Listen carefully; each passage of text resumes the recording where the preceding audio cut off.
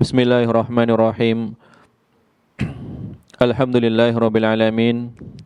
Wassalatu wassalamu ala asyrafil anbiya'i wal mursalin nabiyyina Muhammadin wa ala alihi wa sahbihi ajma'in. Amma ba'd. Kita lanjutkan pembahasan Bulughul Maram. Kali ini kita akan membahas Jawazul mashi 'alal imamah. Jawazul mashi 'alal imamah, bolehnya mengusap di atas serban.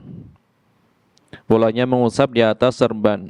Ini pembahasan mengusap di atas dua khuf, tapi ada pembahasan lain ya yang berkaitan dengan mengusap sorban.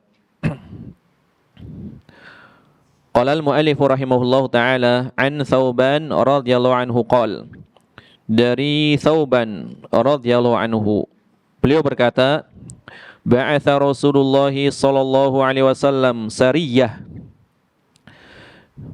Rasulullah sallallahu alaihi wasallam pernah mengutus sariyah, sekelompok pasukan. Sariyah maknanya adalah sekelompok pasukan, prajurit. Fa'amarahum an yamsahu 'alal 'asaib, yakni al-amaim. Maka Nabi SAW memerintahkan agar mereka mengusap sorbannya, mengusap di atas sorban mereka. Wat tasakhin, dan mengusap tasakhin, yakni al-khifaf, yaitu khuf. Asaib maknanya al-amaim, sorban-sorban. Tasakhin maknanya al-khifaf, khuf. Rawahu Ahmad, riwayat Imam Ahmad bin Hanbal, wa Abu Dawud, dan riwayat Imam Abu Dawud, wa sahahahu al-Hakim, dan disahihkan oleh Imam al-Hakim. Ya, dari Thauban radhiyallahu anhu, Nabi pernah mengutus pasukan sariyah. Pasukan tersebut diperintahkan agar mereka mengusap di atas sorban dan mengusap di atas khuf. Adapun Thauban, beliau adalah Abu Abdillah, kunyahnya Abu Abdillah, Thauban ibnu Bujdud, ya, Thauban ibnu Bujdud. Beliau adalah seorang sahabat yang masyhur, ya. Asobahu sabiyun, dahulu beliau adalah seorang tawanan. Ya, sebelum masuk Islam, beliau adalah seorang tawanan. Tawanan orang-orang kafir ketika itu. Fashtarahu Rasulullah sallallahu alaihi wasallam wa a'taqahu, kemudian dibeli oleh Rasulullah sallallahu alaihi wasallam. Berarti dalam keadaan sebagai budak, kemudian dibebaskan oleh Nabi sallallahu alaihi wasallam. Tawanan orang kafir dibeli oleh Nabi sallallahu alaihi wasallam, kemudian menjadi budak, kemudian dibebaskan oleh Nabi sallallahu alaihi wasallam. Kemudian masuk Islam tentunya. Walam yazal mulaziman lirrasuli sallallahu alaihi wasallam hadaran wa safaran ila an tufiya Rasulullah sallallahu alaihi wasallam. Maka senantiasa beliau mulazamah, senantiasa menyertai Nabi sallallahu alaihi wasallam, baik dalam keadaan mukim maupun safar. Mulazamah, yang namanya mulazamah berarti menyertai. Makanya para penuntut ilmu dikatakan mereka mulazamah kepada para masyayikh apabila mereka senantiasa menyertai kemana syekh membuka kajiannya. Misalkan sehari ada 5 kajian, maka diikuti terus. Habis subuh, misalkan habis duhur, jam sekian-sekian, diikuti terus. Sehingga ilmu yang didapatkan itu nyambung, ya. Karena kan para masyayikh kajiannya adalah kajian yang terstruktur. Kitab misalkan habis subuh pelajaran tafsir Al-Quran dari surat apa, misalkan habis duhur nanti pelajaran fikih dan seterusnya. Ini mulazamah namanya. Maka terkadang kualitasnya lebih bagus daripada orang yang belajar di jamiah, di universitas. Karena universitas terkadang hanya mengejar, pertama mengejar kurikulum, Ya, pembahasannya rinci atau nggak rinci, yang penting harus selesai dalam target waktu sekian bulan misalkan, ntar ujian. Ya, dihafal semua, ujiannya mumtaz, habis itu lupa semua. Ya, kejar semalam, ya, kejar semalam.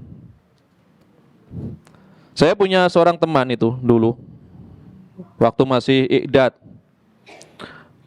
orang dari Perancis, tapi keturunan Aljazair, cerdas orangnya.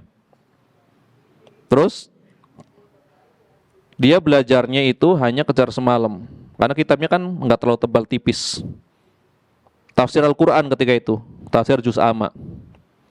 Satu kitab itu dia hafal dalam waktu semalam saja. Cepat menghafalannya. Jadi orang-orang yang asalnya memang lisannya dengan bahasa Arab itu biasanya lebih mudah untuk menghafal. Tapi beliau sih mengatakan, saya telah kurang lebih ya 10 tahun nggak ngomong Arab katanya. 10 tahun ngomongnya Perancis. Padahal ketika masih kecil ketika itu, umur belasan gitu, dia biasa pakai bahasa Arab. Baru ke Indonesia ngomong Arab lagi. Ya. Jadi mulazamah. Terkadang orang yang mulazamah lebih alim daripada yang di jamiah. Tapi ini bukan menyepelekan jamiah tentunya. Tergantung dari siapa? Tergantung dari penuntut ilmunya, serius atau tidak. Kalau serius, insya Allah bagus. Tapi perlu menambah di luar. Ya, kayak di halaqah di Masjid Nabawi atau di Masjidil Haram itu kan masing-masing ada kursinya. Kadang di waktu yang bersamaan ada beberapa kajian. Nih kursi ini fikih, kursi ini akidah, kursi ini tafsir, kan bisa milih. Biasanya kalau sudah merutinkan tafsir ya tafsir terus, kecuali misalkan ada di hari lain, gitu. Itu banyak. Tadi satu masjid ini loh, maksudnya bukan di beda masjid, di satu masjid ada masing-masing halaqah. Karena masjidnya juga luas. Misalkan di Indonesia, misalkan Masjid Istiqlal, itu sebenarnya bisa dilakukan kalau memang mau diadakan halaqah, pojok sono tafsir, pojok sini hadis, pojok sini fikih, itu bisa sebenarnya. Tapi itu diantara makna mulazamah, senantiasa menyertai, ya, senantiasa menyertai. Jadi Thauban, ya, semenjak masuk Islam, beliau mengikuti Nabi SAW kemana saja. Dan beliau banyak meriwayatkan hadis dari Nabi SAW. Kemudian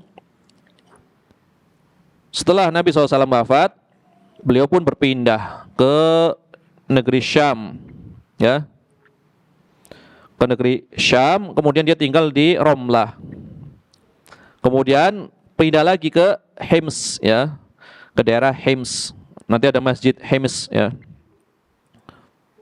Kemudian sampai wafatnya beliau tinggal di Hims, ya, pada tahun 54 Hijriah. Beliau wafat pada tahun 54 Hijriah radhiyallahu anhu. Ini adalah Thauban. Adapun berkaitan dengan takhrijnya, hadis ini diriwayatkan oleh Imam Ahmad bin Hanbal, kemudian Imam Abu Dawud dan Imam Al-Hakim dari jalur Yahya bin Sa'id, dari Thawr bin Yazid, dari Rashid bin Sa'ad, dari Thauban. Beliau berkata, ba'asa Rasulullah sallallahu alaihi wasallam sariyah. Nabi pernah mengutus kelompok pasukan. Nanti kita akan terangkan sariyah itu jumlahnya berapa. Nabi pernah mengutus sariyah, sekelompok pasukan. Kemudian pasukan tersebut, ya, ditimpa rasa dingin yang sangat, yang menyengat, kedinginan, ya. Ditimpa cuaca yang dingin, ya. Fa asabahumul al-bardu. Mereka ditimpa hawa yang dingin. Falamma qadimu ala Rasulillah sallallahu alaihi wasallam amarahum an yamsahu 'alal 'asaib wat tasakhin. Maka ketika mereka mendatangi Nabi sallallahu alaihi wasallam, kembali lagi ya setelah dari diutusnya, kemudian mereka pulang yang mendatangi Rasulullah sallallahu alaihi wasallam, maka Nabi memerintahkan agar mereka mengusap di atas sorbannya dan di atas khufnya. Ya, di atas sorban mereka dan di atas khuf mereka. Ini lafaz Abu Dawud. Ya, ada penyebutan apa di sini? Wa fihi dzikrul bardi. Ada penyebutan hawa dingin. Ya. Jadi alasan kenapa Nabi memerintahkan untuk mengusap khuf maupun sorbannya karena dingin. Masyaqqah kalau dibuka. Karena sorbannya orang Arab ketika itu yang masyhur ketika untuk melakukan perjalanan yang jauh adalah imamahnya itu muhannakah yang dililit sampai ke leher untuk perjalanan jauh, bukan sekedar di atasnya, kan macam-macam jenis imamah. Ada yang sorban cuma di atasnya seperti peci, ada yang lebih rapi lagi yang ada ekornya gitu. Ada yang lebih itu lagi susah lagi dibuka, yang dililit sampai ke leher. Di dalam mazhab Hambali yang boleh diusap hanya dua jenis, yang ada ekornya dan yang dililit di leher. Adapun yang seperti kopiah cuma di atas doang, sebagaimana imamahnya ahli dhimmah, orang-orang Nasrani ketika itu, yang dia wajib bayar apa namanya, jizyah, ya, bayar pajak, yang mereka wajib bayar pajak, ya imamahnya cuma di atas doang, dibuka pun gampang. Nah, itu menurut mazhab Hambali tidak boleh diusap. Walaupun nanti Syekhul Islam Ibnu Taimiyah berpendapat sebaliknya, karena keumuman imamah. Atau riwayat Anas bin Malik, sahabat Anas bin Malik mengatakan membolehkan mengusap di atas peci atau kopiah. Dan ada riwayat. Kita bahas riwayat ini dulu. Wa kada inda Ahmad wal Hakim. Ini adalah riwayat ini ada di dalam Musnad Ahmad dan Mustadrak Al-Hakim. Ya, kalau disebutkan Al-Hakim dari dalam Al-Mustadrak. Al-Mustadrak itu sebuah hadis yang isinya adalah mengikuti syarat Syekhon. Ya, tetapi Syekhon tidak memasukkan dalam kitab mereka. Syekhon adalah Imam Al-Bukhari dan Muslim. Syaratnya sama dengan Bukhari Muslim, cuma Bukhari Muslim tidak memasukkan. Maka dimasukkan oleh Imam Al-Hakim dalam Al-Mustadrak. Kemudian di dalam riwayat Ahmad, falamma qadimu, maka ketika mereka kembali, qadimu ala nabiyyi sallallahu alaihi wasallam, kembali pulang menemui Nabi sallallahu alaihi wasallam, ya, syakau ilaihi, mereka mengeluh kepada Nabi, mengadu kepada Nabi sallallahu alaihi wasallam, ma asabahum minal bardi, disebabkan karena kami ditimpa cuaca yang sangat dingin ya Rasulullah, bagaimana solusinya ketika melakukan perjalanan dalam rangka perang, karena ini kan pasukan. Kami ditimpa cuaca yang dingin wahai Rasulullah, bagaimana solusinya? Maka Nabi memerintahkan usap saja sorban, usap saja khuf. Ini adalah di dalam riwayat Ahmad bin Hanbal, Imam Ahmad bin Hanbal. Kemudian dari sini tadi dikatakan apa? Washahahu Al-Hakim. Kata Al-Habib Ibnu Hajar disahihkan oleh Imam Hakim. Kemudian Imam Hakim di dalam Al-Mustadrak mengatakan sahihun ala syarti Muslim. Hadisnya sahih sesuai dengan syarat Imam Muslim. Ya kan, Mustadrak tadi adalah terkadang sesuai dengan syarat Bukhari Muslim, terkadang sesuai dengan syarat Bukhari, atau terkadang sesuai dengan syarat Muslim. Tetapi keduanya tidak meriwayatkan di dalam kitab mereka gitu. Ini nanti sebagai apa namanya? Ya seperti rumus kalau antum membaca buku hadis riwayat Al-Hakim. Ya, kemudian biasanya di ujungnya disepakati oleh Zahabi, pasti dalam Al-Mustadrak. Maksudnya Imam Adz-Dzahabi meneliti, benar enggak klaimnya Al-Hakim? Kalau kata Imam Zahabi benar, maka di belakangnya misalnya ada tulisan para penukil riwayat disahihkan oleh Hakim, disepakati oleh Az-Zahabi. Ya, terkadang Zahabi menyepakati, terkadang tidak. Ya, Imam Az-Zahabi, murid dari Syekhul Islam Ibnu Taimiyah. Bintang semua muridnya, Masya Allah. Ya, tapi oleh sebagian orang jahil di negeri ini, ya, lidah mereka kelu menyebut Ibnu Taimiyah dengan imam, paling banter syekh. Dia paling banter.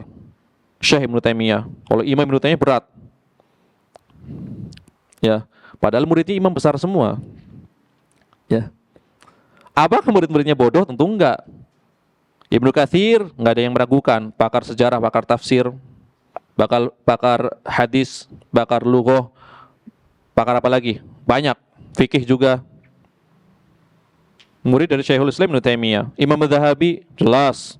Imam Al-Jarh wa Ta'dil, maksudnya pakar dalam ilmu Al-Jarh wa Ta'dil. Kemudian pakar sejarah Syiar A'lamin Nubala.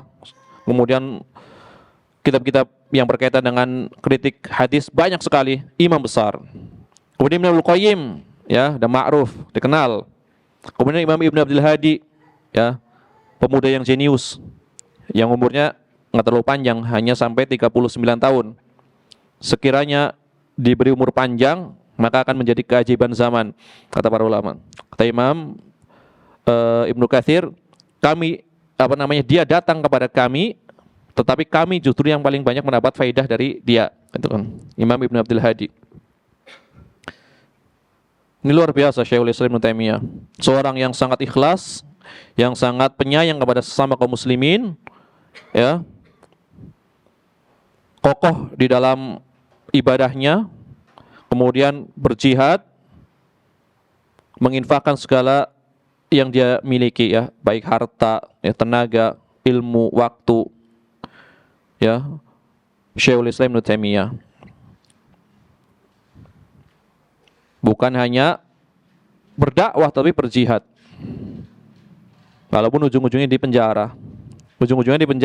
Tapi beliau ikhlas karena seluruh yang menyakitinya telah dimaafkan oleh Syekhul Islam Ibnu Taimiyah. Selama muslim, ya. Tapi banyak difitnah oleh tokoh-tokoh negeri ini sampai sekarang. Maka semakin difitnah, beliau semakin mendapatkan kemuliaan, mengalir terus pahalanya. Ya, Syekhul Islam Ibnu Taimiyah rahimahullah taala. Hadis ini kata Imam Al-Hakim sahih berdasarkan syaratnya Imam Muslim. Kemudian Imam Az-Zahabi menyepakatinya. Wa wafaqahu Az-Zahabi, disepakati oleh Imam Az-Zahabi. Wa ta'aqabahu Az-Zailai, akan tetapi, ya, pernyataan Imam Az-Zahabi ini yang sepakat dengan Imam Al-Hakim itu dikritik oleh Imam Az-Zailai. Siapa Imam Az-Zailai? Al-Imam Al-Hafidh Jamaluddin Az-Zailai Al-Hanafi, seorang ulama bermadhab Hanafi, ahli hadis. Ini lagi-lagi nih ahli hadis, madhab Abu Hanifah, ya, penulis Nasbur Rayah. Al-Hafidh Az-Zailai mengkritik pernyataan Imam Az-Zahabi, wa fihi nadhar. Pernyataan ini perlu ditinjau ulang, ya. Kata Az-Zailai ini dalam ilmu hadis seperti ini, saling mengkritik, ya. Jadi jangan sampai mengatakan sudah jelas-jelas hadisnya sahih, kenapa masih diperselisihkan lagi hukumnya? Tergantung siapa yang mensahihkan. Ini disahihkan oleh Al-Hakim, disepakati oleh Zahabi, dikritik oleh Az-Zailai. Makanya masalah sahih atau mendhaifkan hadis kan ijtihadiyah. Ketika sahih dhaifnya ijtihadiyah, ya produk hukumnya juga nanti akan berpengaruh, ya kan? Akan dipengaruhi oleh kesahihan atau kedhaifan hadis, ya. Jangan sampai dibentur-benturkan, ya. Antum megang jumhur, saya megang dalil. Memangnya jumhur nggak megang dalil? Walaupun sama-sama megang dalil. Nah, ini pernyataan-pernyataan yang yang tidak beradab, ya. Kalau dikatakan jumhur itu jumhur ulama, ya, bukan jumhur awam, ya. Bukan jumhur awam. Kan ada yang ngomong awam, salah ngomong, ya. Di antara tanda orang awam, ngomong awam dengan awam di tasjid, salah. Emang Zubair Ibn Al-Awwam.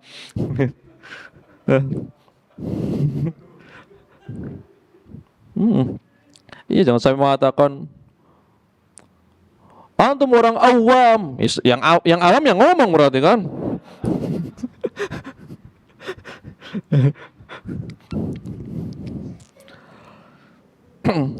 Makanya sebelum mengawamkan orang, pelajari dulu, ya, Kalimat awam itu seperti apa? Dalam bahasa Arab, awam itu bukan awam, tasjidnya bukan di wawunya. Iya.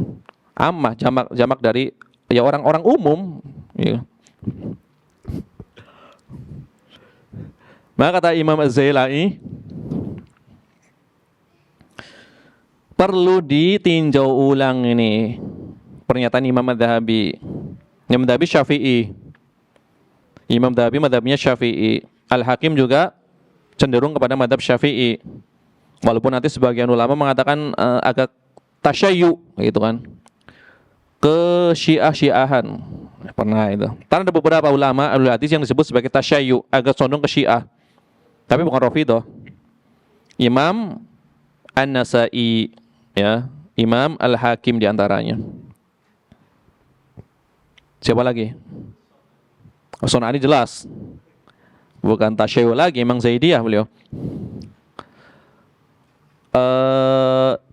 Imam Najmuddin At-Tufi, murid dari Syekhul Islam Ibnu Taimiyah. Bahkan beliau mengatakan Syekhul Islam Ibnu Taimiyah adalah mujaddid abad ke-7.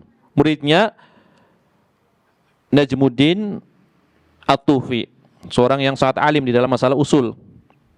Maka beliau juga dituduh sebagai Rafidhah. Ya. Tapi beliau luar biasa. Seandainya tidak ada kitab usul fikih di dalam mazhab Hambali kecuali kitabnya beliau Syarah Mukhtasar Ar-Raudhah. Beliau meringkas Raudhatun Nadhir. Raudhatun Nadhir usul fikihnya Imam Ibnu Qudamah diringkas menjadi kitab Al-Bulbul. Al-Bulbul fi usulil fikhi ala madhabi Imam Ahmad bin Hambal. Bulbul artinya apa? Burung bulbul. Terbang dengan bulbul gitu, mengarungi dunia usul kan itu. Ya, Al-Bulbul. Syarah Mukhtasar Raudhah. Itu seluruh pembahasan usul fikih itu dibahas di dalam kitab tersebut. 3 jilid, tapi sangat padat. Ini seutama-utama usul fikih di dalam madhab Hambali adalah Syarah Mukhtasar Raudhah Lit-Tufi, ya, Najmuddin At-Tufi. Beliau meringkas Sunan At-Tirmidzi, sangat bagus. Dianggap sebagai Rafidhah. Padahal beliau adalah diantara orang yang mengatakan Syekhul Islam Ibnu Taimiyah mujaddid abad ke-7. Ini Az-Zailai Al-Hanafi. Hanafi Ahlul Hadis. Punya kitab Takhrij. Bahkan Al-Hafidz bin Hajar itu pun terinspirasi dari kitabnya beliau. Hanafi bisa mentakhrij hadis gitu. Syekh Al-Albani juga banyak menukil Az-Zailai. Beliau mengatakan karena di dalam riwayatnya ini, riwayat yang dibawakan oleh Al-Hakim ini, ada seorang rawi yang bernama Thawr bin Yazid dari Rashid bin Sa'ad. Ya. Wa Thawr lam yarwi lahu Muslim. Thawr bin Yazid itu bukan perawi yang dipakai oleh Muslim. Kata siapa? Kata Al-Hafidz Az-Zailai. Kenapa dikatakan sesuai dengan syarat Muslim? Kan gitu. Bal infarada bihi Al-Bukhari. Tetapi justru yang meriwayatkan dari Thawr bin Yazid adalah Imam Al-Bukhari secara menyendiri. Secara menyendiri. Wa Rashid ibn Sa'ad lam yuhtaj bihi asy-syaikhan. Dan Rashid bin Sa'id itu tidak dijadikan hujah, tidak dijadikan sebagai sandaran oleh syaikhan. Jadi ada 2 cacat menurut Imam Az-Zailai, ya. Thawr tidak diriwayatkan hadisnya oleh Imam Muslim. Kemudian Rashid bin Sa'ad itu tidak dipakai sebagai hujjah oleh 2 orang syekh. Maka klaim sahihun ala syarti Muslim menurut Zailai itu perlu ditinjau ulang. Ya. Ini bisa dilihat di kitab Nasbur Rayah. Nasbur Rayah fi takhriji ahaditsil hidayah. Kitab Al-Hidayah.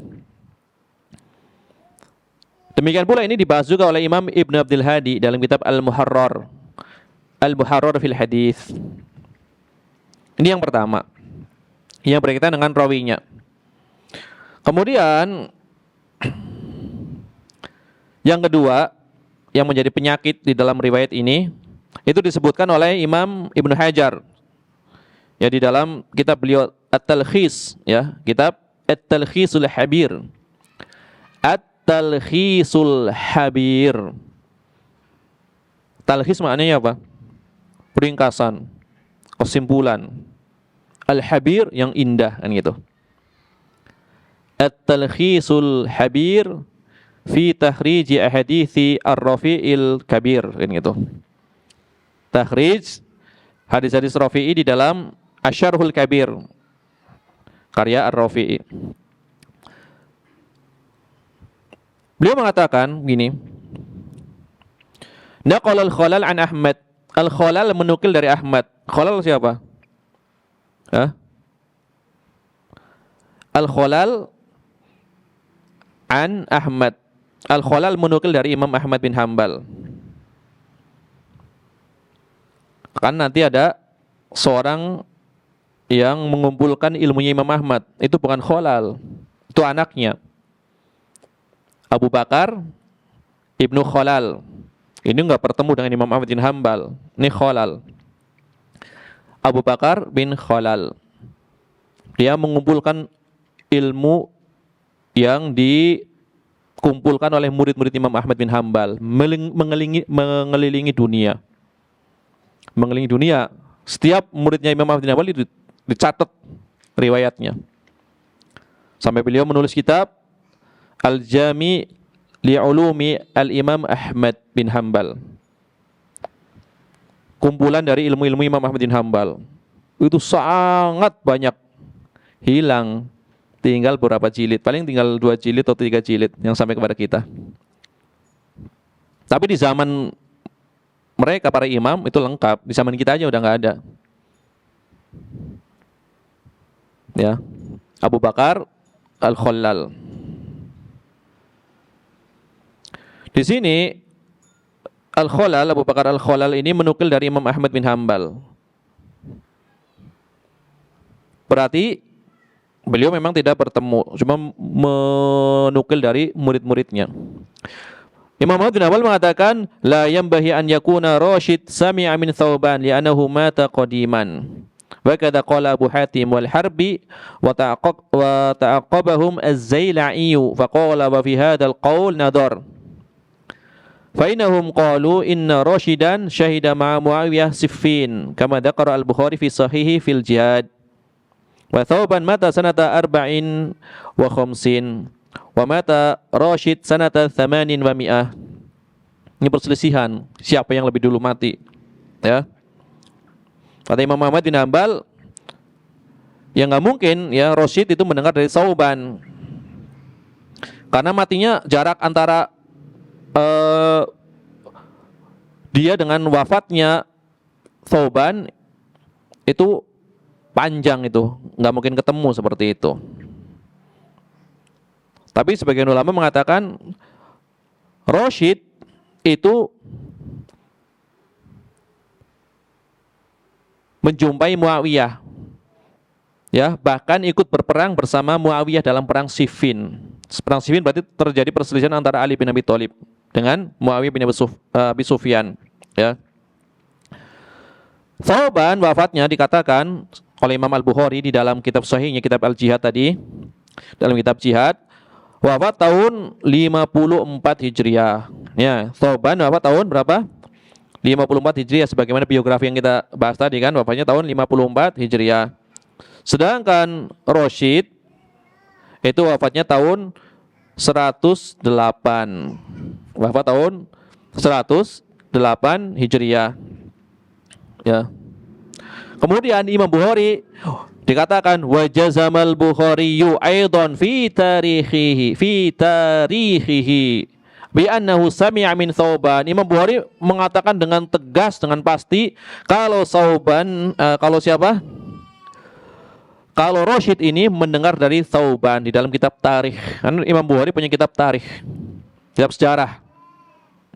Ya. Berarti kalau dikatakan Rashid tidak mendengar dari Thawban, kata Imam Az-Zailai fihi nadhar. Ini juga perlu dirinci. Perlu ditinjau ulang. Karena Imam Bukhari mengatakan Rashid itu mendengar dari Thawban secara pasti.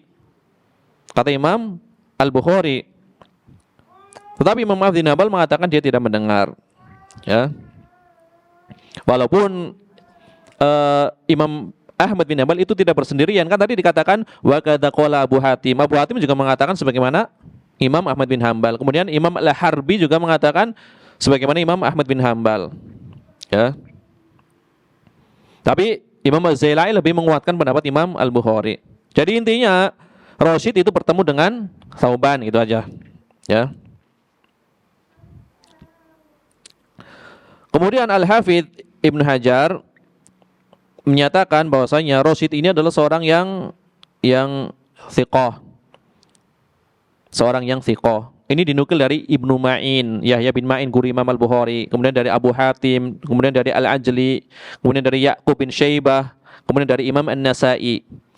Kemudian Imam Ahmad bin Hanbal mengatakan la ba'sa bihi, tidak mengapa dengan hadisnya. Ini dari sisi thiqahan Rasyid. Kan tadi yang dibahas oleh Imam Ahmad ketemu atau enggaknya, tapi orangnya thiqah kata para ulama. Adapun Imam Ibnu Hazm mendhaifkan Rasyid. Wa dha'afahu Ibnu Hazm. Ya, Imam Ibnu Hazm di dalam kitab apa kira-kira? Al-Muhalla. Lama-lama hafal antum nih kalau walaupun belum disebutkan. Biasanya kalau komentar riwayat oleh Imam Ibnu Hazm ya di Al-Muhalla.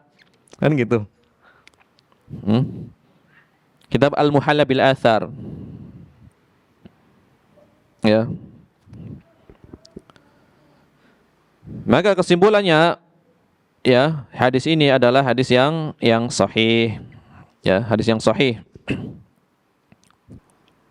Ucapan Thauban, sariyah. Ya, Nabi mengutus sariyah. Sariyah itu adalah sekelompok pasukan. Sebagian ulama mengatakan jumlahnya antara 5 orang sampai 300. 5 orang sampai 300 orang. Sebagian lagi mengatakan 5 orang sampai 400. Itu disebut sariyah. Ya. Itu adalah jumlah pasukan kalau dikatakan sariyah. 5 sampai 300 atau 5 sampai 400 orang pasukan. Nabi mengutus sariyah. Bisa 10 orang, bisa 20 orang, sampai 300 sampai 400. Ya. Kemudian kenapa disebut sebagai sariyah? Ini juga banyak pendapat di kalangan para ulama, ya. Sebagian mengatakan li'annaha takunu min khulasatil jaish wa khiyarihim. Karena mereka sekelompok pasukan tersebut mereka adalah para pasukan terpilih dari para prajurit, ya. Yang terbaik, yang terpilih. Ya. Berasal dari kata as-sari. Apa itu as-sari? Huwa syai'an nafis, sesuatu yang berharga. Sari. Maka sariyah berarti pasukan yang berharga. Berarti pasukan yang tangguh, pasukan yang terpilih. Jadi pasukan yang paling top. Ya. Ini maka disebut sebagai sariyah. Sebagian lagi mengatakan berasal dari kata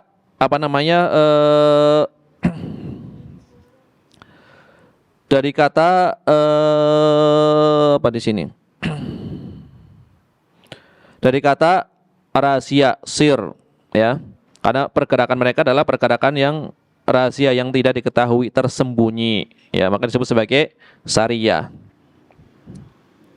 Tapi intinya mereka adalah pasukan yang diutus oleh Rasulullah SAW, ya, terutama dari orang-orang yang terpilihnya. Ini makna sariyah. Kemudian ucapan Thauban, fa'amarohum, Nabi memerintahkan. Maksud memerintahkan adalah memberikan izin, ya. Memberikan izin. Ya, perintah di sini maknanya adalah izin, berarti perkara yang mubah. Karena mereka ditimpa hawa dingin yang sangat, maka dibolehkan, diberi izin. Kemudian tadi al-asaib, yang maknanya adalah al-amaim. Tapi ini bukan dari riwayatnya Thauban. Karena dikatakan yamsahu alal asaib, agar mereka mengusap di atas asaib. Karena tulisan yakni al-amaim. Asaib itu maknanya adalah al-amaim, maknanya adalah imamah. Nah, tafsir ini bukan dari Thauban. Tafsir As-Shaib dengan imamah itu bukan dari Thauban. Ya, tapi yang nampak tafsir ini adalah dari ucapannya Al-Hafidz Ibnu Hajar Al-Asqalani. Karena tidak ada riwayat, kata pensyarah, yang aku dapatkan tambahan seperti ini pada sumber-sumber riwayat yang aslinya, yang masih di kitab-kitab induknya. Ya, berarti ini adalah tafsir dari Al-Hafidz Ibnu Hajar. Demikian pula tafsir dari ahli lughah seperti Abu Ubaid dan lain-lain. Ya, juga menyatakan yang dimaksud dengan as-shaib maknanya adalah al-amaim, jamak dari imamah, yaitu sorban. Kemudian wat tasakhin. Tasakhin juga ditafsirkan tadi, ya. Tasakhin maknanya adalah al-khifaf. Khuf, ya, jamak dari khuf, al-khifaf. Ini juga bukan dari kalam atau ucapannya Thauban. Lagi-lagi yang menafsirkan tadi adalah diantaranya adalah Abu Ubaid. Berarti ini dohirnya adalah kalamnya Ibnu Hajar. Ibnu Hajar menukil dari ulama sebelumnya untuk menjelaskan maknanya. Kalimat yang asing maka diterangkan langsung, tetapi langsung disambung di dalam riwayat gitu kan. Kan banyak di dalam Bulughul Maram ini. Tadi yang hadis yang sebelumnya yang tadi kita bahas juga yang yakni, yaitu maknanya adalah permasalahan mengusap khuf, itu juga dari kalamnya Ibnu Hajar. Kalamnya Ibnu Hajar Al-Asqalani. Makanya setelah kita mengetahui tadi yang diusap adalah sorban dan khuf, wa bihada, kata Syekh Abdul Al-Fauzan, yatabayyanu anna ma yulbasu fir rijli lahu iddatu asma, ya. Maka kita mengetahui dari riwayat-riwayat yang ada yang menerangkan apa yang dipakai di kaki, maka sesuatu yang dipakai di kaki ini memiliki beberapa nama, kan gitu. Sesuatu yang dipakai di kaki, yang dikenakan di kaki ini mempunyai beberapa nama. Maka akan dibagi, ya, kata beliau, memungkinkan yang dipakai di kaki itu ada tiga jenis, ya. Bisa dibagi menjadi 3 macam, ya. Yang dipakai di kaki itu ada 3 macam. Yang pertama adalah al-khifaf. Yang pertama adalah khuf. Kemudian yang kedua, ma yaqumu maqamaha min jawarib wa nahwiha kalmuk wal jurmuk. Yang memiliki hukum, menempati hukum sebagaimana hukum khuf, ya. Di antaranya adalah jaworob, kaos kaki, ya. Di antaranya adalah jaworob atau kaos kaki. Kemudian apa lagi? Al-muk wal jurmuk. Jadi seperti apa namanya? Sepatu tetapi itu dipakai di luar khuf, ya. Tapi bentuknya seperti bahannya seperti khuf juga dari kulit. Kayak sepatu apa itu, yang sepatu bot gitu kali ya. Ya. Bentuknya seperti sepatu bot. Itu kan hanya diselopkan aja. Ya. Misalkan kita memakai kaos kaki kemudian memasukkan kaki kita ke sepatu bot tersebut. Nah, itu kurang lebih seperti itu. Cuma ini di masa lampau tentu nggak persis seperti itu. Tapi selop aja modelnya gitu loh.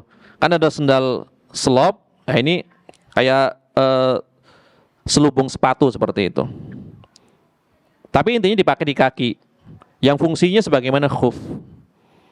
Tadi pertama adalah khuf, yang kedua adalah kaos kaki atau yang semisalnya yang dipakai di kaki. Ya.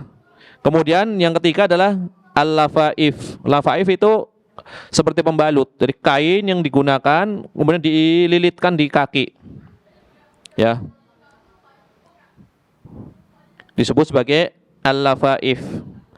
Sebagaimana bedong bayi itu disebut sebagai lafaif juga, kan dililitkan ke tubuh. Itu kain yang dililitkan di kaki untuk menghangatkan kaki. Kan fungsinya sebagaimana kaos kaki atau sebagaimana khuf. Jadi yang dipakai itu ada 3 jenis. Khuf udah ma'ruf, kaos kaki yang terbuat dari kulit. Kemudian jawrab atau yang semisalnya, atau yang modelnya seperti sepatu bot seperti itu. Itu juga dipakai di kaki. Kemudian yang ketiga, kain yang dililitkan di kaki. Itu masuk semuanya dipakai di kaki. Ada nggak yang pernah melihat kain yang dililitkan di kaki itu? Ada kan? Nah, itu fungsinya sama untuk menghangatkan. Ya, menghangatkan kaki. Maka kata Syekhul Islam Ibnu Taimiyah, ya, 3 hal ini masuk dalam keumuman hukum 2 khuf.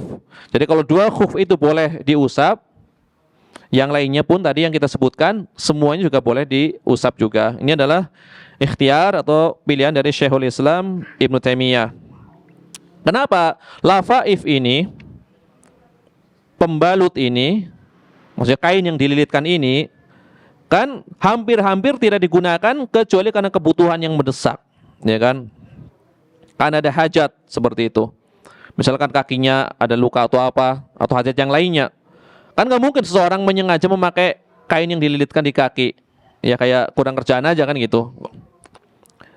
Ketika memakai kaos kaki, memakai khuf yang mudah untuk dibuka saja itu dibolehkan atau diberikan rukhsah untuk mengusap, maka memakai lafaif itu lebih layak lagi untuk dibolehkan di dalam mengusapnya seperti itu. Ini kata Syekhul Islam Ibnu Taimiyah. Khuf kan mudah dibuka, itu boleh diusap. Kaos kaki mudah dibuka, itu boleh diusap. Ini lilitan kain kan lebih susah, maka lebih layak lagi untuk boleh diusap. Ini kata Syekhul Islam Ibnu Taimiyah. Ya sebagaimana beliau terangkan di dalam Al-Fatawa, ya Majmu' Al-Fatawa. Jadi di sini tadi ada apa lagi? Jawarib itu artinya adalah kaos kaki, jamaknya itu. Kemudian al-muk wal jurmuk. Ya kayak sepatu bot. Jadi khuf di luarnya itu. Jadi khuf di atas khuf gitu loh. Khuf di atas khuf. Ini udah ada khuf di dalamnya. Tambah lagi khufnya sampai atas gitu. Ya kayak sepatu bot modelnya. Itu jurmuk. Mungkin kalau di film-film kayak film apa namanya? Di film-film apa ya? Kayak film-film yang sejarah gitu kan, misalkan peperangan antara kaum muslimin dengan Mongol, biasanya dipakai itu di film tersebut. Yang memakai khuf, kemudian memakai jurmuk, itu bisa diperlihatkan. Ketika menunggang kuda itu kelihatan. Ya, kayak filmnya Syekhul Islam Ibnu Taimiyah itu bagus itu. Ya, ada film Syekhul Islam Ibnu Taimiyah. Ini untuk belajar bahasa Arabnya bagus. Nanti dibahas. Emang boleh nonton film? Panjang jadinya.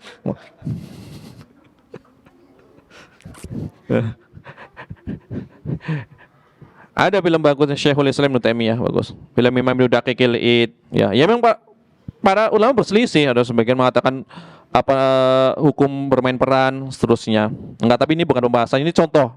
Maksudnya kenapa dikatakan di film itu, maksudnya itu di film itu ada gitu loh. Contoh sepatunya, contoh khufnya itu kelihatan. Bahkan contoh sorbannya itu ada. Ini untuk pendekatan aja, mendekatkan masalah aja. Di Libya dulu kalau di IDAT kan ada fahmul masmu, latihan mendengar, ya. Pelajaran latihan mendengar.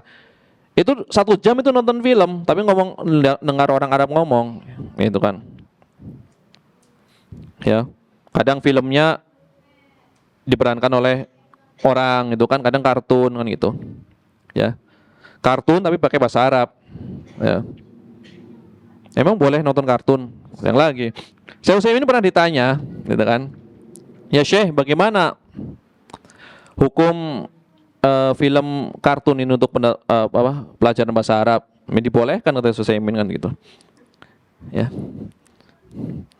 Jadi ini maksudnya pembahasan lain maksudnya. Ini syahidnya adalah maksudnya kalau di film-film sejarah biasanya pakaian-pakaian itu ditampakkan itu. Ini contoh khufnya, ini contoh jurmuknya, ini contoh muknya ya.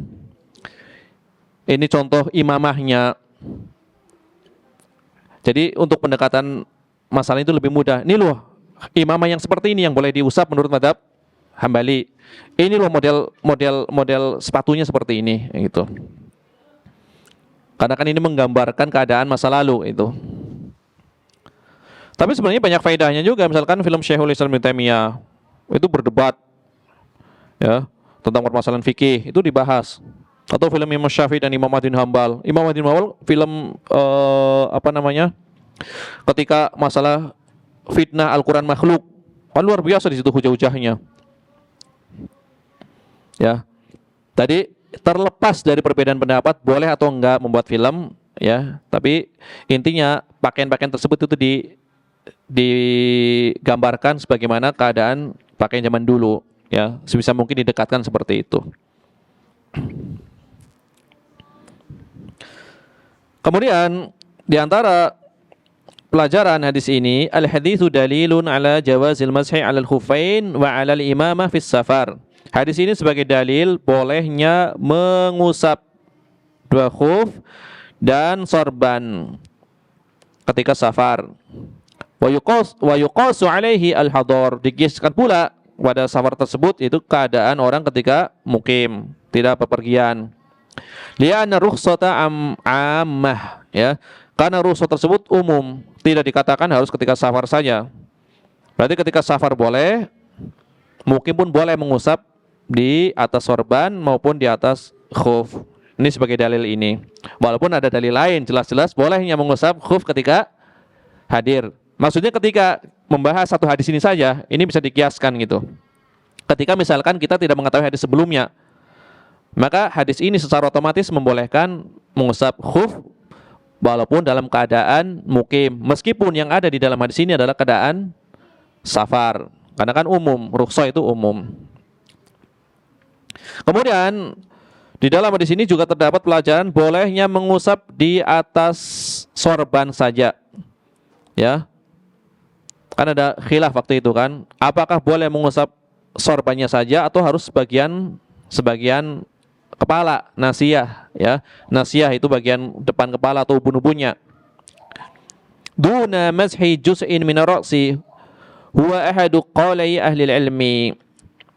Bolehnya mengusap sorban saja tanpa mengusap bagian kepala, sebagian kepala. Hanya sorbannya saja yang diusap. Tidak harus bagian kepala, misalkan bagian depannya ikut diusap. Ini adalah satu dari dua pendapat di kalangan ahli ilmu. Dan ini adalah pendapat mazhab Hambali. Membolehkan sorbannya saja, misalkan antum memakai sorban, boleh mengusap di sorbannya saja. Ini adalah pendapat mazhab Hambali. Pendapat Imam Al-Auza'i, pendapat Imam Ishaq Ibnu Rahawai, pendapat Abu Thawr, dan pendapat mazhab Dhahiriyah. Ya. Ini dibawakan di dalam kitab-kitab populer, Al-Mughni, Al-Insaf, Al-Muhalla. Dalil mereka yang membolehkan ini adalah hadis ini. Dan yang semisal dengan riwayat ini yang menunjukkan bolehnya mengusap di atas sorban. Ya. Imam Ibnu Qayyim di dalam kitab beliau Tahdzib Mukhtasar As-Sunan, biasanya di Zadul Ma'ad. Ini di dalam kitab Tahdzib Mukhtasar Sunan, ringkasan dari Sunan Abu Daud, kemudian disarah sedikit. Imam Ibnu Qayyim mengatakan al-mashu 'alal imamah sunnatun an Rasulillah sallallahu alaihi wasallam. Ya. Mengusap di atas sorban adalah sunnah dari Rasulullah sallallahu alaihi wasallam. Madiyatun masyhuratun 'inda dzabil qana'ah min ahli ilmi fil amsar. Yang telah berlalu diketahui, telah masyhur ya menurut para ahli qanaah dari ahli ilmi di berbagai negeri amsar. Ini kata Imam Ibnu Qayyim. Jadi perkara ini telah ma'ruf di kalangan ahli ilmu ya, yang berkaitan dengan bolehnya mengusap sorban saja ya, menurut sebagian ahli ilmu. Walaupun nanti sebagian ulama lain harus digabungkan, ya, harus digabungkan dengan sebagian kepala. Tapi pendapat lainnya semuanya dilakukan. Nabi SAW pernah mengusap di atas sorbannya atau sebagian para sahabat tanpa sebagian kepala. Riwayat yang lain terkadang digabung dengan sebagian kepala atau bagian depannya nasiyah. Jadi semuanya adalah thabit, kata Imam Asy-Syaukani. Kalau Imam Ibnu Qayyim mengatakan telah ma'ruf, telah masyhur di kalangan ahli ilmu bahwasanya bolehnya mengusap di atas sorban. Hanya sorbannya saja, bukan dengan bagian kepala. Ya. Maka ini komentar oleh Imam Asy-Syaukani, wal hasil annahu qad thabata al-mashu 'ala ra'si faqat. Yang jelas kesimpulannya telah diriwayatkan bahwasanya Nabi mengusap kepalanya saja. Ini yang pertama. Ya. Wa 'alal imamah faqat. Riwayat yang lain, Nabi mengusap bagian sorbannya saja. Wa 'ala ra'si wal imamah. Riwayat lain, Nabi mengusap bagian sorban dan sebagian kepala. Jadi semuanya ada riwayatnya. Mengusap kepala saja ada, mengusap sorban saja ada, menggabungkan antara sebagian kepala dengan sorban juga ada. Ya. Wal kullu sahihun thabitun. Semua riwayat tadi itu sahih, thabit. Ya, tetap datangnya dari Rasulullah sallallahu alaihi wasallam. Maka mencukupkan ya sebagian riwayat kemudian meninggalkan sebagian riwayat itu adalah ya bukan kebiasaan dari orang-orang yang munsif, yang bersikap adil, kata Al-Imam Asy-Syaukani rahimahullah taala. Karena kan berlalu pembahasan ini di kitab wudu. Hadis Al-Mughirah bin Syu'bah, kita pernah bahas bahwasanya Rasulullah SAW pernah mengusap nasiyah beliau bagian depannya dan di atas imamah. Berarti gini, kemudian jalankan ke belakang. Ya. Adapun hadis Tsauban ini imamahnya saja kan nggak diterangkan bagian kepala depannya. Ya, Tsauban. Ya. Nah, setelah kita mengetahui di antara kalangan 4 madhab yang membolehkan mengusap di atas imamah saja dari Imam Ahmad bin Hambal, kan kita mengetahui Imam Ahmad bin Hambal, Auza'i, Ishaq, kemudian Abu Thawr. Khusus Imam Ahmad bin Hambal itu mempunyai syarat. Kapan imamah itu boleh diusap? Setelah kita mengetahui boleh saja mengusap di atas imamah tanpa mengusap bagian kepala. Ya. Washtaratal Hanabilah an takuna ala sifati amaimil muslimin bi an yakuna tahtal hanak minha syai'un li anna hadhihi amaimul arab. Maka disyaratkan imamah yang dipakai adalah imamah yang biasa dipakai oleh kaum muslimin. Ketika itu berarti apa? Imamahnya adalah dililit sampai ke leher modelnya. Atau sifat yang kedua, imamahnya orang-orang Arab, ya. Ya. Yang ada ekornya, sawa'un kana laha dhu'abah aw lam yakun laha, wa kadzalika yajuzul masu 'alaiha idza kanat dzata dhu'abah. Kalau yang tadi yang dililit baik ada ekornya atau enggak boleh diusap. Atau yang kedua tidak dililit tapi ada ekornya, ada jambulnya, maka itu juga boleh diusap. Ini adalah mazhab Hambali. Adapun imamah yang cuma di atas saja, yang tidak ada ekornya atau apalagi dililit, ya, yang cuma dililitkan di kepala saja tanpa dengan apa? Bukan dengan sifat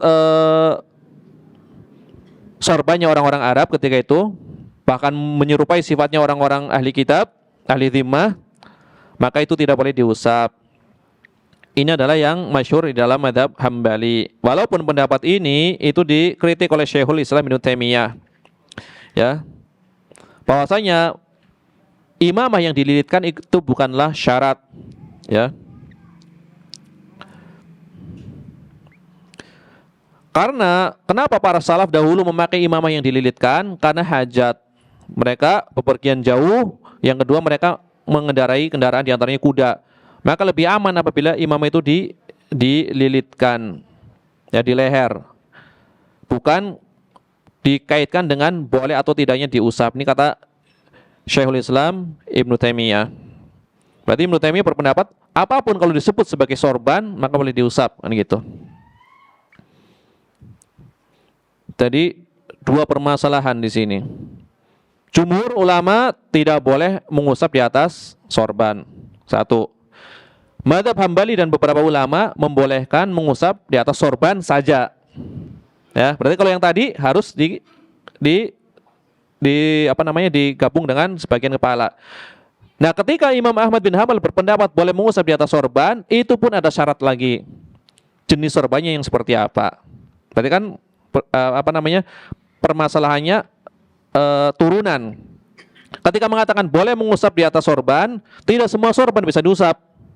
Sorbannya mempunyai sifat khusus, dililitkan ke leher, atau sorban yang memiliki jambul atau ekor. Kalau sorbannya sebagaimana kebiasaan ahli timah maka tidak boleh dililitkan. Ini pendapat resmi mazhab Hambali. Adapun sebagian ulama Hambali di antara Syekhul Islam Ibnu Taimiyah, apapun kalau disebut sebagai sorban maka boleh diusap. Ya. Dan ini adalah pendapat yang banyak dipilih oleh ulama kontemporer, pendapat Syekhul Islam Ibnu Taimiyah. Ya. Karena ada riwayat-riwayat salaf tadi yang dikatakan kayak Anas bin Malik mengusap di atas pecinya. Peci lebih mudah dibuka daripada sorban. Ya. Kemudian pelajaran berikutnya, zahirul hadis annahu la tawqita fil masyi 'alal khufain wala fil masyi 'alal imamah. Zahir hadis ini menunjukkan bahwasanya tidak ada batasan waktu mengusap di atas khuf ataupun mengusap di atas imamah. Zahir hadis ini, kalau kita hanya berpegang pada riwayat ini. Ya. Kan nggak disebutkan tadi. Nabi memerintahkan mengusap sorban. Nabi memerintahkan mengusap khuf. Tidak diterangkan batasannya. Maka berdasarkan zahir riwayat ini, mengusap khuf tidak ada batasannya. Selama tidak hadas besar, maka silahkan mengusap khuf. Berdasarkan zahir riwayat ini. Begitu juga sorban. Ternyata riwayat khuf tadi telah ada batasannya. 3 hari 3 malam bagi orang musafir, sehari semalam bagi orang yang mukim. Ya. Tinggal tersisa. Khuf kan ada riwayat yang lainnya. Apakah imamah ada? Riwayat batasan dalam imamah, mengusap imamah ada nggak riwayatnya? Kalau khuf kan ada. Ya. Maka di dalam ini ada dua pendapat. Ya.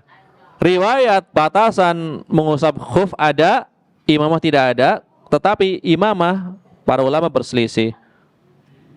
Menurut mazhab Hambali, bahwasanya mengusap imamah atau sorban ini ada batasannya sebagaimana khuf. Jadi dikiaskan kepada khuf, ya. Karena khuf kan ada waktunya, maka imamah pun ada waktunya. Ini pendapat yang pertama. Adapun yang kedua, mengusap imamah atau sorban itu tidak ada batasan waktunya. Ya, ini adalah qiyas yang dipakai oleh mazhab Malikiyah. Qiyas yang dipakai oleh mazhab Malikiyah. Kenapa dikatakan dipakai oleh mazhab Malikiyah? Sama, qiyasnya sama. Imam Ahmad bin Hanbal mengqiyaskan kepada khuf. Khuf itu kan ada batasannya, 3 hari 3 malam atau sehari semalam. Maka sebagaimana khuf ada batasannya di dalam mengusap, imamah pun ada. Adapun pendapat yang kedua, mengusap imamah tidak ada batasannya, sebagaimana khuf juga tidak ada batasannya. Itu mazhab Malikiyah. Nanti hadisnya akan datang. Hadisnya akan datang, mengusap khuf sampai kapanpun boleh selama tidak junub. Jadi mazhab Maliki mengkiaskan juga kepada khuf. Cuma khuf nggak ada batasannya, berarti imamah pun tidak ada batasannya. Ya. Yang akan datang insya Allah nanti hadisnya. Dan ini adalah pendapat yang dipilih oleh Imam Ibnu Hazm. Demikian pula oleh ulama mutakhirin, ya, seperti Imam Asy-Syaukani. Karena tidak ada dalil yang datang dari Nabi SAW yang membatasi seorang di dalam mengusap sorban, nggak ada riwayatnya. Hanya qiyas saja tadi. Kalau qiyas menurut mazhab Hambali berarti sebagaimana khuf. Qiyas menurut mazhab Maliki memang tidak ada batasannya karena khuf diusap tanpa batasan. Maka lagi-lagi ulama kontemporer dalam masalah khuf, dalam masalah imamah itu lebih memilih pendapat mazhab Malik. Ya. Karena berbeda ya. Berbeda keadaannya. Yang satu memang asalnya dicuci. Yang satu memang asalnya dicuci, sedangkan asal kepala memang diusap. Maka tidak dikiaskan antara satu dengan yang lainnya. Ya. Bagi yang mengkiaskan antara satu dan yang lainnya, karena kan kesimpulan akhirnya kan dua-duanya sama-sama diusap. Sebagian ulama yang lain mengatakan kembali kepada hukum asalnya. Hukum asalnya yang satu dicuci, yang satu diusap. Maka dari asalnya saja sudah berbeda, maka tidak bisa dikiaskan antara satu yang lainnya. Nah, ini adalah permasalahan yang berkaitan dengan kias seperti itu. Ini adalah beberapa pelajaran yang dibawakan oleh Syekh Abdullah Al-Fauzan ya. Jadi yang lebih tepat adalah tidak ada batasan di dalam mengusap imamah atau sorban. Lagian orang mengusap imamah atau memakai imamah itu kadang dibuka ya, walaupun belum sehari semalam juga kadang dibuka, sering dibuka ya, mungkin gerah atau apa kan kalau di kepala, beda dengan di kaki ya, beda dengan di kaki. Kemudian di antara pelajaran-pelajaran yang dibawakan oleh Syekh Muhammad bin Shalih Al-Utsaimin, di antara pelajaran ini, hadis ini adalah yang pertama, disyariatkan pengiriman pasukan, tetapi dengan syarat tidak menjerumuskannya ke dalam kebinasaan. Ya, disyariatkan untuk melakukan pengiriman pasukan, tetapi dengan syarat tidak menjerumuskan ke dalam kebinasaan. Ini pelajaran yang pertama. Ya. Ya sebagaimana ya firman Allah Ta'ala dalam surat An-Nisa ayat 29 yang maknanya, dan janganlah kamu membunuh dirimu, sesungguhnya Allah adalah Maha Penyayang kepadamu. Jadi disyariatkan mengirimkan pasukan, tetapi dengan syarat tidak menjerumuskan ke dalam kebinasaan. Jadi nanti ada istilah kan kalau di ya peradaban ya, peradaban yang bukan Islam, ada istilahnya apa? Pasukan berani mati gitu kan. Jadi mengirimkan pasukan dalam rangka mengantarkan nyawa kan gitu. Kan ada seperti itu. Dalam Islam tidak seperti itu. Ya.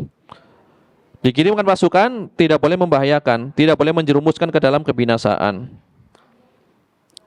Kalau di dalam keyakinan ya sebagian kaum yang mengirimkan pasukan berani mati, mengirimkan mata-mata berani mati. Jadi ketika ketahuan ya dia bunuh diri seperti itu. Tidak boleh mengaku. Kesetiaannya kepada rajanya, kepada pemimpinnya itu luar biasa. Ya. Tetapi balasannya neraka, kan mereka kafir. Iya. Jadi tidak mau mengaku, entah minum racun, entah membunuh dirinya sendiri. Jadi dikirim dalam rangka mati, udah. Pokoknya kalau udah dikirim udah siap mati aja gitu. Di dalam Islam tidak seperti itu. Islam itu menghargai nyawa, ya. Satu nyawa kaum muslimin itu lebih berharga daripada lenyapnya dunia ini. Ya.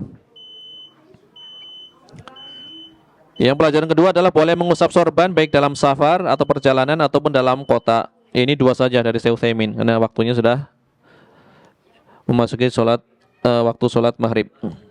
Demikianlah yang bisa disampaikan. Subhanakallahumma bihamdika asyhadu an la ilaha illa anta astaghfiruka wa atubu ilaik. Wa sallallahu wasallam ala nabiyina Muhammad wa ala alihi wa sahbihi ajma'in. Walhamdulillahirabbil alamin.